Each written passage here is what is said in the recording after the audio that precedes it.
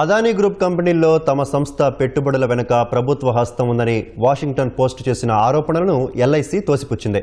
పెట్టుబడులపై తమది స్వతంత్ర నిర్ణయమని, ఇందులో ఎవరి ఒత్తిళ్లు లేవని స్పష్టం చేసింది. ఈ మేరకు ఎక్స్ మాధ్యమంలో ఎల్ఐసి వివరణాత్మకంగా పోస్టు చేసింది.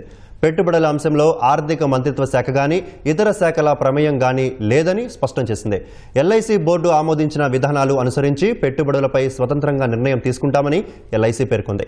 వాటాదారుల ప్రయోజనాలకు అనుగుణంగా అత్యుత్తమ ప్రమాణాలు ఎల్ఐసి పాటిస్తూ వస్తోందని, అలాంటి సంస్థపై బురద చల్లే ప్రయత్నాలు మానుకోవాలని హితవు పలికింది. ఓవైపు అప్పులు, మరోవైపు అమెరికా సంస్థల నుంచి ఒత్తిళ్లు ఎదుర్కొంటున్న వేళ ఈ ఏడాది మొదట్లో అదానీ గ్రూప్ కంపెనీలో ఎల్ఐసి పెద్ద మొత్తంలో పెట్టుబడులు పెట్టిందని వాషింగ్టన్ పోస్ట్ తాజాగా ఓ కథనం వెలువరించింది. ప్రభుత్వ అధికారుల నుంచి ప్రణాళిక మేరకే ఎల్ఐసి భారీ మొత్తంలో పెట్టుబడులు పెట్టిందని ఆరోపించింది. ఈ ఆరోపణలు నిరాధారమని ఎల్ఐసి స్పష్టం చేసింది.